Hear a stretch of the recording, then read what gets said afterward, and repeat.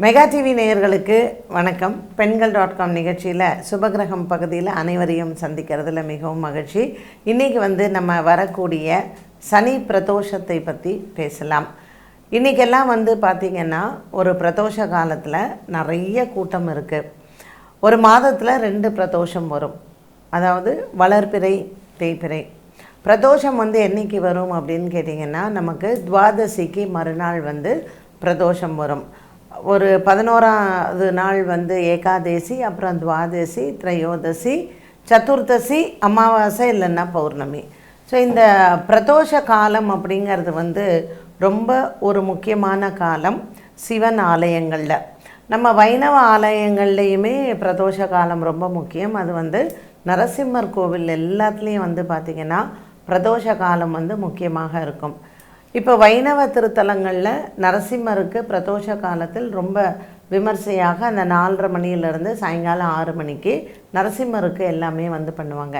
சைவ ஆலயத்தில் பார்த்திங்கன்னா பிரதோஷ காலத்தில் சிவபெருமானுக்கு அபிஷேகம், அதே மாதிரி நந்தியம் பெருமானுக்கும் அபிஷேகம் செய்வாங்க.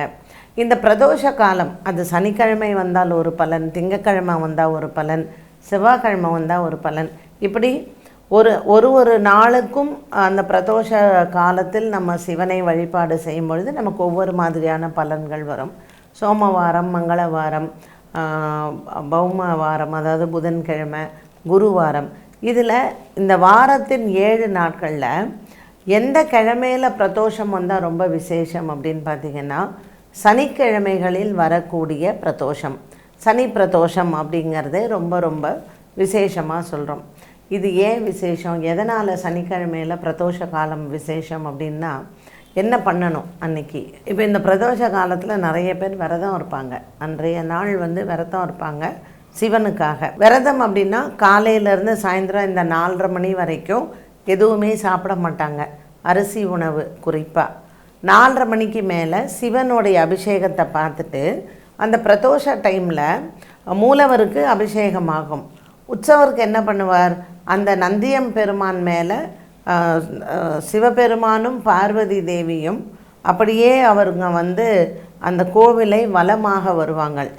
அதை கண்டிப்பாக பார்க்கணும் அப்படிங்கிறது சாஸ்திரம்.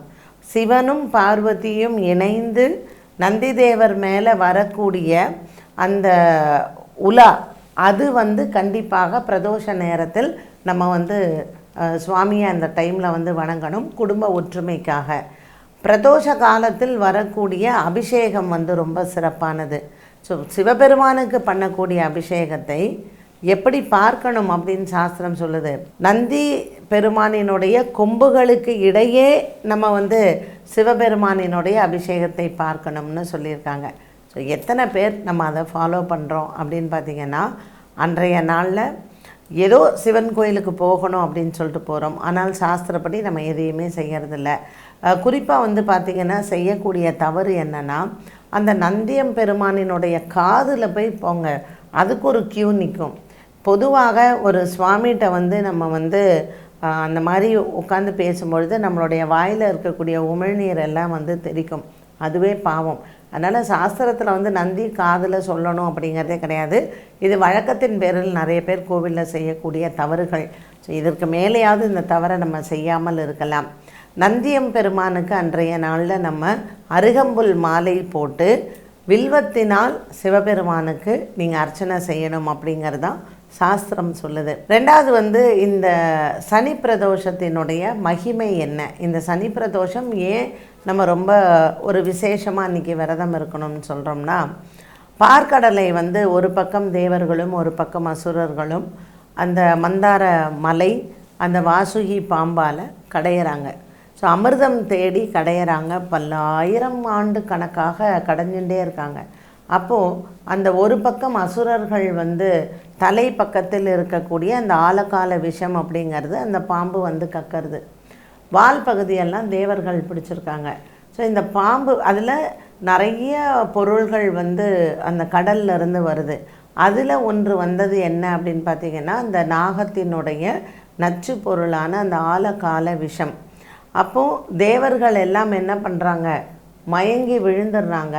உலகத்தை காப்பாற்றுறதுக்காக சிவபெருமான் என்ன பண்ணுறார், அந்த சனிக்கிழமை அன்று இந்த பிரதோஷ காலம், அதாவது சாயங்காலம் 4:30 மணியிலிருந்து 6 மணிக்குள்ளே இந்த ஆலகால விஷத்தை சிவபெருமான் வந்து அந்த விஷத்தை சாப்பிட்றார். அதுதான் பார்வதி தேவி வந்து அவங்க அந்த தொண்டையை வந்து அவங்க பிடிக்கிறாங்க. அதனால தான் அவரை திருநீலகண்டர் அப்படின்னு நம்ம சொல்கிறோம். தேவர்கள் எல்லாம் மயங்கி விழுந்த போது நந்தியம்பெருமான் என்ன பண்ணுறாரு, தன்னுடைய அந்த மூச்சு காற்றால் அந்த விஷத்தை எல்லாம் அவர் வந்து அந்த சுவாசத்தை எடுத்துட்டு அவர் விடுற மூச்சு காற்றுனால தேவர்களுக்கெல்லாம் உயிர் தள்ளுறாங்க. அவங்களுக்கு அந்த மயக்கம் எல்லாம் தெளியறது.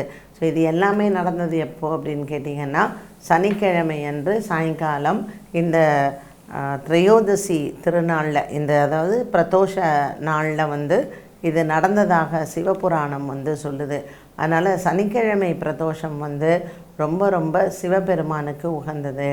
அதே போல் இந்த 7.5 சனி இருக்கிறவங்க, அஷ்டம சனி இருக்கிறவங்க, இவங்க எல்லாரையுமே இந்த சனிக்கிழமையில் வரக்கூடிய பிரதோஷ காலத்தில் சிவபெருமானை வணங்கினால் சனி பகவானினுடைய தோஷம் விலகும் அப்படிங்கிறதும் சாஸ்திரம். அதனால தான் சனிக்கிழமை அன்று இந்த சனி தோஷம் இருக்கிறவங்க எல்லாம் விரதம் இருந்து சிவபெருமானினுடைய அபிஷேகத்தை கண்டுகளிப்பார்கள். அதுக்கப்புறம் வந்து அவங்க உணவு அருந்துவாங்க. இதில் வந்து சனி தோஷத்திற்கான ஒரு நிவர்த்தியும் இந்த சனி பிரதோஷத்தில் சொல்லப்பட்டிருக்கிறது. எல்லா சிவ ஆலயங்கள்லேயுமே பிரதோஷ காலம் வந்து ரொம்ப சிறப்பாக இருக்கும். சிவபெருமானுக்கு நடக்கக்கூடிய அபிஷேகம்தான். இந்த அபிஷேகத்தை நந்தியம்பெருமானினுடைய கொம்புகளுக்கு இடையே நாம் தரிசனம் செய்ய வேண்டும். அதே போல் சிவபெருமான் உற்சவராக இந்த பிராகாரத்துக்குள்ளேயே உலா வருவார் நந்தியம்பெருமான் மேல். நல்ல நந்தியம்பெருமானினுடைய ஆசீர்வாதம் நமக்கு பரிபூரணமாக இந்த பிரதோஷ காலத்தில் நமக்கு கிடைக்குது. அதனால் இந்த சனி வாரத்தில் வரக்கூடிய சனி பிரதோஷம் ரொம்ப ரொம்ப உகந்தது. இது வந்து பொதுவாக இந்த மாதிரி பிரதோஷங்கள் வந்து நமக்கு சிவராத்திரி முன்னாடி வரும், மகா சிவராத்திரிக்கு முன்னாடி.